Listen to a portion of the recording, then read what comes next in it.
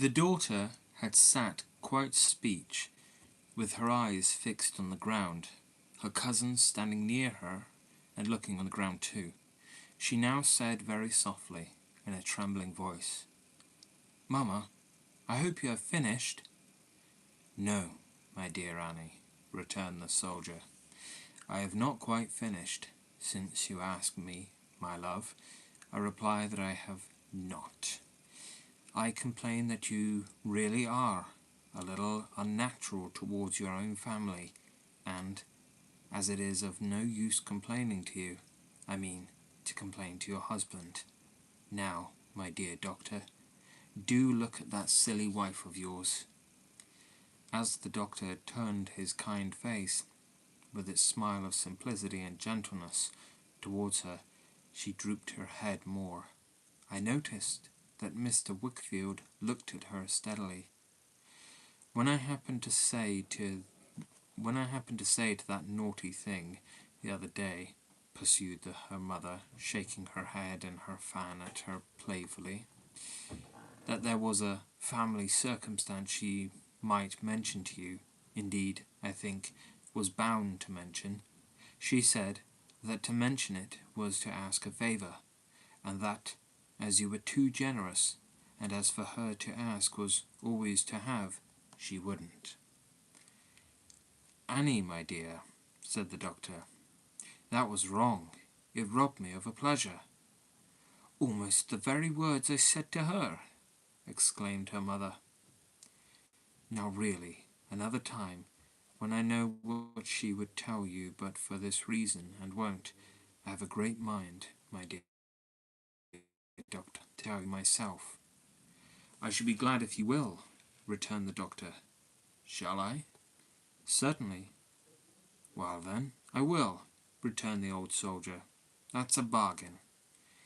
And having, I suppose, carried her point, she tapped the doctor's hand several times with her fan, which she kissed first, and returned triumphantly to her former station.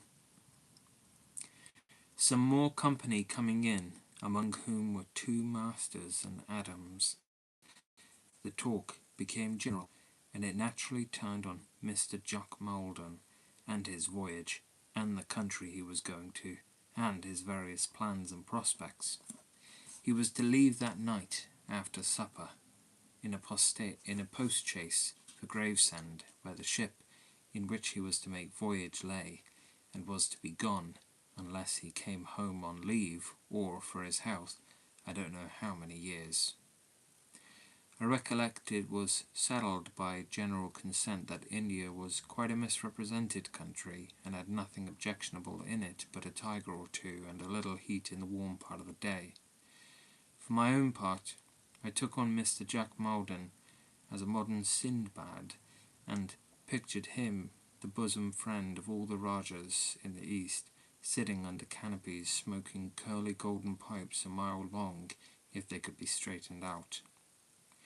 Mrs. Strong was a very pretty singer, as I knew, who often heard her singing by herself, but whether she was afraid of singing before people, or was out of voice that evening, it was certain that she couldn't sing at all. She tried a duet once with her cousin Maldon, but could not so much as begin, and afterwards, when she tried to sing by herself, although she began sweetly, her voice died away on a sudden, and left her quite distressed, with her head hanging down over the keys. The good doctor said she was nervous, and to relieve her, proposed a round game at cards, of which he knew as much as of the art of playing with the trombone, but I remarked that the old soldier took him into custody directly for her partner, and instructed him, as the first preliminary of initiation, to give her all the silver he had in his pocket. We had a merry game, not made the less merry by the doctor's mistakes, of which he committed an innumerable quantity, in spite of the watchfulness of the butterflies, and to their great aggravation. Mrs. Strong had declined to play, on the ground of not feeling very well, and her cousin Maldon had excused himself because he had some packing to do. When he had done it, however, he returned, and they sat together, talking, on the sofa. From time to time she came and looked over the doctor's hand and told him what to play. She was very pale as she bent over him, and I thought her finger trembled as she pointed out the cards, but the doctor was quite happy in her attention and took no notice of this, if it were so. At supper we were hardly so gay. Everyone appeared to feel that a parting of that sort was an awkward thing, and that the nearer it approached, the more awkward it was. Mr. Jack Maldon tried to be very talkative, but was not at his ease, and made matters worse, and they were not improved, as it appeared to me, by the old soldier, who continually recalled passages of Mr. Jack Maldon's youth. The doctor, however, who felt, I am sure, that he was making everybody happy, was well pleased, and had no suspicion but that we were all at the utmost height of enjoyment. "Annie, my dear," said he, looking at his watch and filling his glass, "it is past your cousin Jack's time, and we must not detain him, since time and tide, both concerned in this case, wait for no man. Mr. Jack Maldon, you have a long voyage and a strange country before you, but many men have had both, and many men will have both, to the end of time. The winds you are going to tempt have wafted thousands upon thousands to fortune, and brought thousands upon thousands happily back." "It's an affecting thing," said Mrs. Markleham. However it's viewed, it's affecting to see a fine young man, one who has known from an infant, going away to the other end of the world, leaving all he knows behind, and not knowing what's before him. A young man really deserves constant support and patronage. Looking at the doctor, who makes such sacrifices.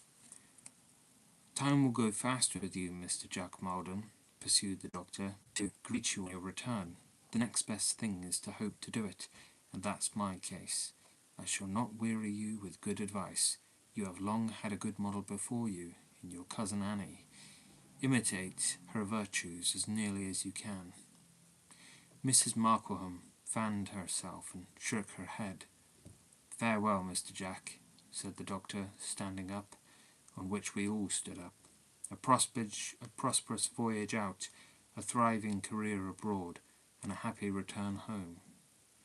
We all drank the toast, and all shook hands with Mr. Jack Maldon, after which he hastily took leave of the ladies who were there, and hurried to the door, where he was received, as he got into the chaise, with a tremendous broadside of cheers discharged by our boys, who had assembled on the lawn for the purpose. Running in among them to swell the ranks, I was very near the chaise when it rolled away, and I had a lively impression on me, in the midst of the noise and dust, of having seen Mr. Jack Maldon rattle past with an agitated face and something cherry-coloured in his hand. After another broadside for the doctor and another for the doctor's wife, the boys dispersed, and I went back into the house, where I found the guests all standing in a group about the doctor, discussing how Mr. Jack Maldon had gone away, and how he had borne it, and how he had felt it, and all the rest of it. In the midst of these remarks, Mrs. Markleham cried, "Where's Annie?" No Annie was there, and when they called to her, no Annie replied, but all pressing out of the room in a crowd to see what was the matter, we found her lying in the hall floor. There was great alarm at first, until it was found that she was in a swoon, and that the swoon was yielding to the usual means of recovery, when the doctor, who had lifted her head upon his knee, put her curls aside with his hand, and said, looking around, "Poor Annie! She's so faithful and tender-hearted. It's the parting from her old playfellow and friend, her favourite cousin, that has done this. It's a pity. I am very sorry." When she opened her eyes, and saw where she was, and that we were all standing about her, she arose with assistance, turning her head as she did so, to lay it on the doctor's shoulder, or to hide it, I don't know which. We went into the drawing-room to leave her with the doctor and her mother, but she said it seemed that she was better than she had been since morning, and that she would rather be brought among us, so they brought her in, looking very white and weak, I thought, and sat her on a sofa. "Annie, my dear," said her mother, doing something to her dress, "see here, you have lost a bow. Will anybody be so good as to find a ribbon, a cherry-coloured ribbon?" It was the one she had worn